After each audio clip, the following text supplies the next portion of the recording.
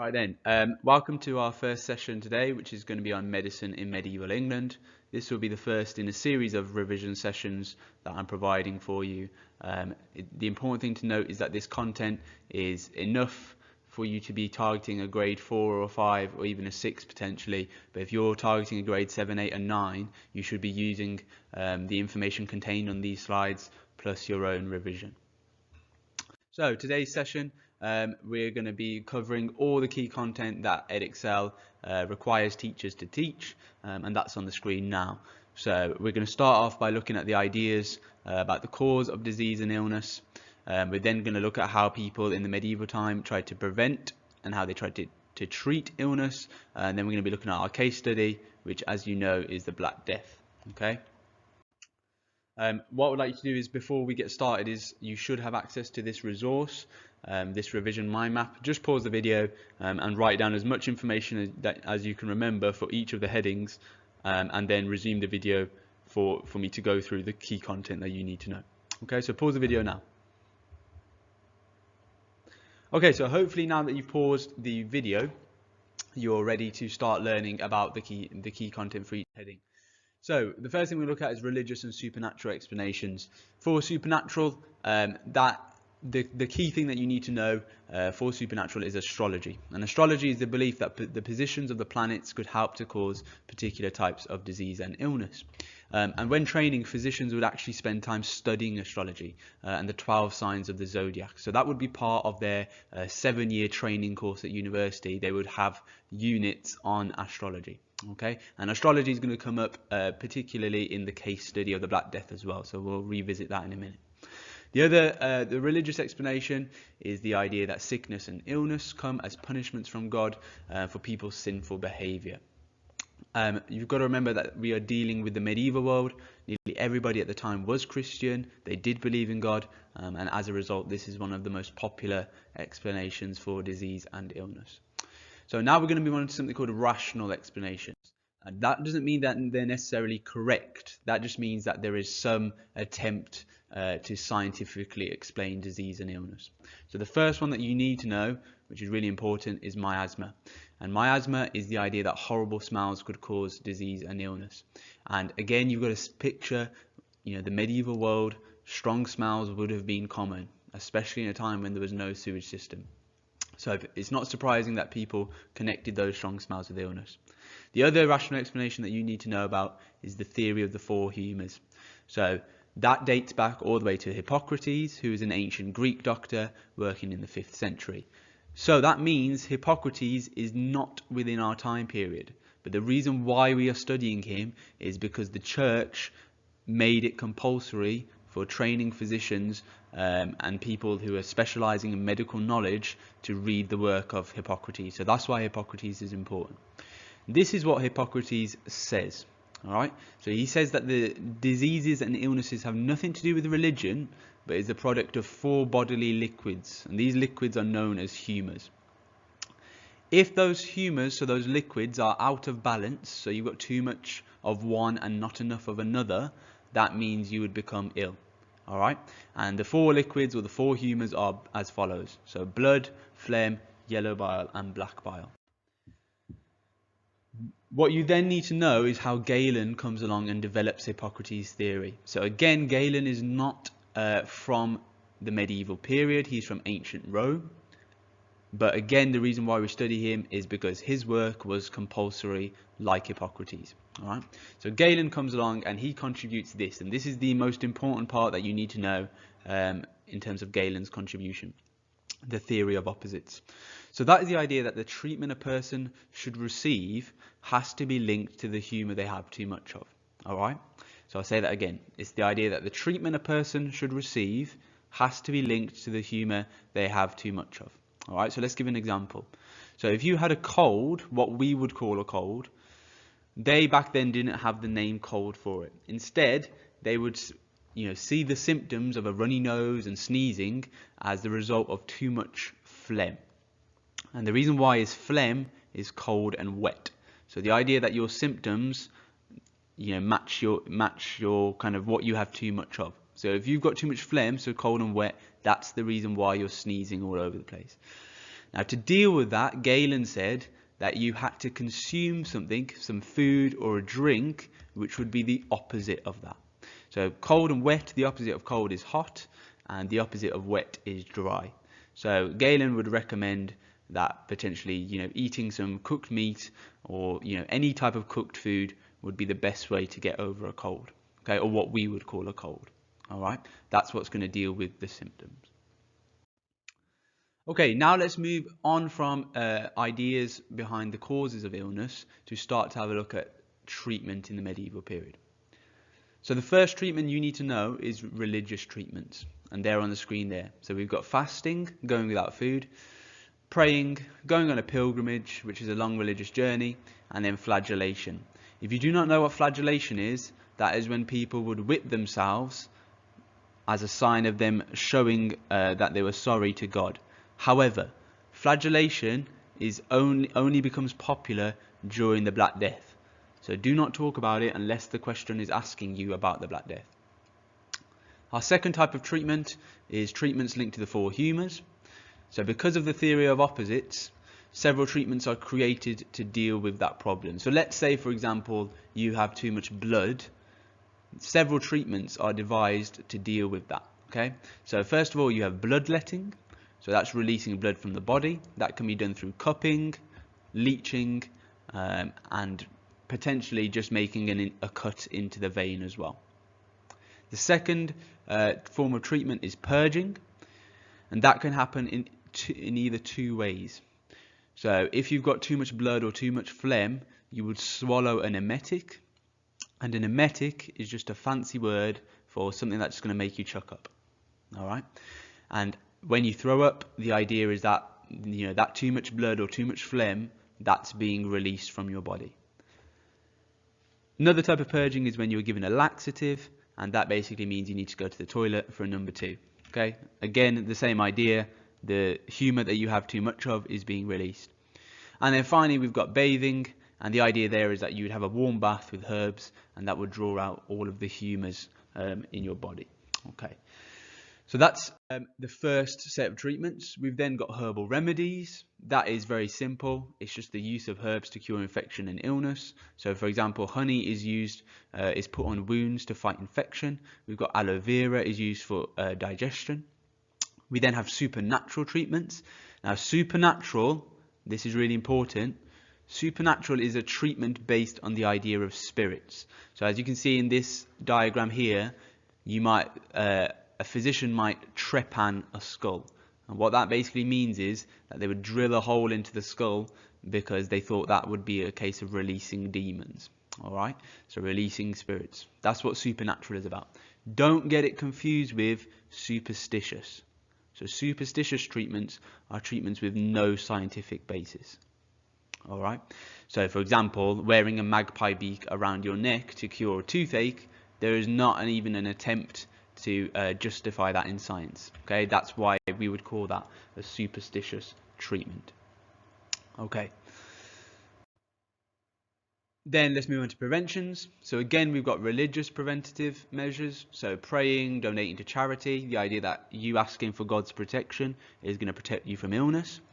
We've then got miasmatic preventative measures, so that basically means anything to do with miasma. So rich people wore pomanders, and a pomander is this object here, and they would often wear that on a necklace or kind of on a chain, and they would be filled with flowers. And the idea is that all the horrible smells in the atmosphere, in the air, coming from the sewage, would be overwhelmed by the strong smell of flowers and herbs. Okay, so that's what rich people were doing. We have regimen sanitatis. This is the most important prevention, I would say, in the medieval period that you need to know about, and you need to know how to spell it as well. And that's one of the most popular books that contained advice on how to live a healthy lifestyle. Okay, so it recommended people should exercise, eat a healthy diet, and bathe regularly. It's a myth that people in the medieval time didn't wash their hands or their bodies. They did wash their hands multiple times a day, in fact, but they didn't obviously have soap, which is or the kind of soap that we would use, which is more antibacterial. And then finally, local authorities. What you need to know is that at the time the government didn't have much power, so instead it was up to some town councils to take the initiative. So in some areas, butchers were banned from throwing animal carcasses or bodies into the streets. In London, for example, the town council built a series of public latrines, and a latrine is just another word for a toilet. And in Gloucester, they introduced pipes to bring in fresh water.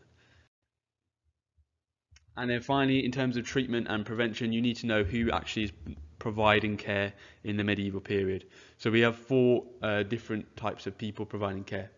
We have wise women, and the information there is on the screen. So a local woman, the reason why she's providing care is because she couldn't become a physician, because she's a female. She would use herbal remedies. The important thing is she is accessible to all, so she is cheap. So if you're a peasant and you're ill, she's often the only person who you can actually afford to kind of have visit you and treat you. Apothecaries, very similar to what we would call a pharmacist or a chemist. They are trained, but they are not qualified. So that means they have a lot of experience and they're taught what to do by potentially their relatives, but they do not sit any exams, they do not have any formal qualifications. Okay? And they are given instructions by physicians as to what to prepare. Most of the time they're preparing herbal remedies. Okay? Importantly though, they are much cheaper than a physician. We then come on to physicians, who are obviously what we would kind of are most comparable to what we would have as doctors currently. They spent over 7 years studying, very highly qualified, but they had almost no experience. So while they were at university, they weren't allowed to dissect or open up the body because of the church, and we'll come on to that in a second. And they would only diagnose. This is really important. They only diagnose. They do not treat. Okay? So they would diagnose the illness, and then they would send a person to the apothecary to get treatment. All right? And they're very expensive.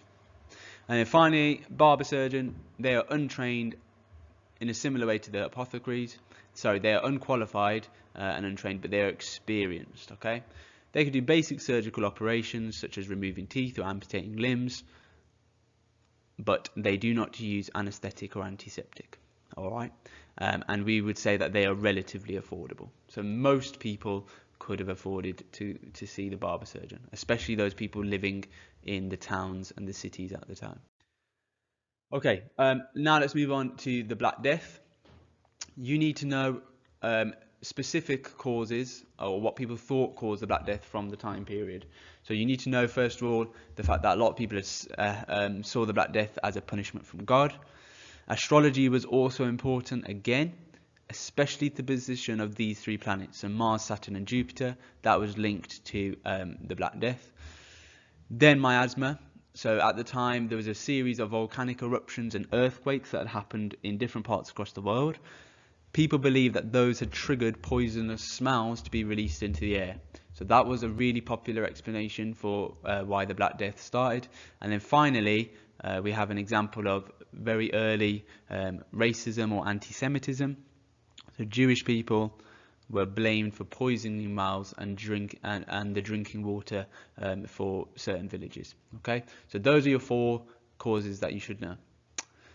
In terms of treatments and prevention, I've narrowed them down to 4 treatments and then 3 preventions. So again, there's religious treatments, so praying to God, pilgrimage and fasting. We also have flagellation, okay, which, as I've said, is where you whipped yourself because you believed you have sinned and are in need of God's forgiveness. Other people practice bloodletting, so releasing blood from their body, and then piercing buboes. Now the bubo is one of the key symptoms of the Black Death, which is the black lump underneath the arm. Okay, so underneath the armpit, or sometimes in the groin area. And then finally, the superstitious treatments. So some people actually did do this, so rubbing a chicken's bottom on the buboes. Some people believe that would cure them of the illness. And then finally we come on to preventative measures. So the first thing that people did was try to remove foul, stale air. So again, they were wearing flowers and having strong smelling herbs was really, really common. And then some people even let birds fly in their home because they thought that the birds flapping their wings would mean that the air was constantly moving and so that it was not stale. Okay. We've got praying to God and flagellation. Again, could also be prevention. So if you pray to God and say, please God, don't let me fall ill with this terrible disease. That would be an example of it being a prevention. And then finally, local councils introduced quarantines, so that meant that people were unable to leave their homes. A bit like the lockdown for COVID. Alright, so that's all of the key content that you need to learn, apart from one thing, okay? And that's what we're going to do now. So if you flip the handout that you've got, you should have this in front of you. So it's a continuum which says how much medical progress was made in the medieval period. I would like you to pause the recording and then make a judgment. Okay, so how much progress, put an X on the line wherever you think. So for example, if you think that there wasn't much progress, you might put yourself here, and then down here you just need to explain why. Okay, so try and do it from memory, and then we'll go through the factors that affected progress in the medieval time. Okay, so hopefully you've paused and now you've resumed. So the last part of today's session is just going to go through why there is so little progress. So if you've put yourself towards the continuum end, which says that there was a lot of progress, that is wrong. Okay, in the medieval time, it's generally agreed that there is not much progress at all, and the main reason is this. Okay, so the church. You need to know this. So the reason why the church stops progress is down to 3 reasons.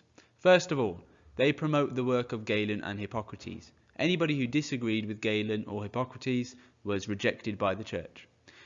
Importantly, the church had controlled all education and libraries. So if you wanted to go and read something and study medicine, you would be using books found in the church, in your local church, or books that were controlled by the church. So education was transmitted to people through the church. So that meant that they could control what people were reading. Alright? And then finally, the church maintained tradition by banning scientific thinking and practices.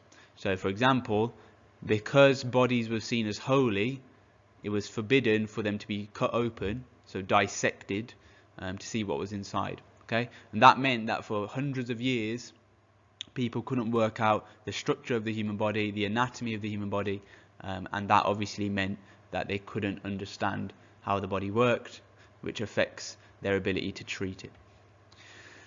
The second reason why there is little progress is through the lack of hospitals and the nature of the hospitals that were there. So the first hospital was founded in 1123. It's known as St. Bartholomew's, and it's in London. That's the first hospital in England. By 1400, there are over 400. Okay, so that is a good thing. That is a sign of some progress. Okay, so we might write some progress. All right, remember, it's not that there's no progress at all. It's just that the progress is slower. But the issue with these 400 hospitals is that they would often only take in the rich people, especially rich merchants, because they were usually located in the town. And the emphasis in these hospitals was on caring, not curing. And what that means is that the people providing the care were not scientifically trained, okay, or not medically trained. They were often monks, and their biggest form of treatment was through praying and herbal remedies.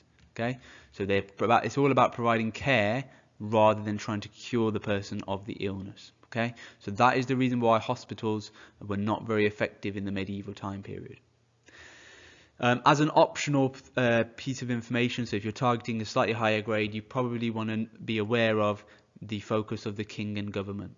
Now the king and the government, because at the time they weren't as powerful as the government that we have now, for example, their aim was just to maintain the status quo. And what that means is, instead of introducing loads of change, their aim was just about preserving and maintaining society as it was. So they were very reluctant to introduce significant change. Okay, and that's another reason why there is very little progress at the time. Okay, so that brings us to an end for the key content for the medieval topic. I've hopefully summarized that as concisely as possible. Like I said, you should be trying to supplement that reading, supplement this session with extra reading yourself.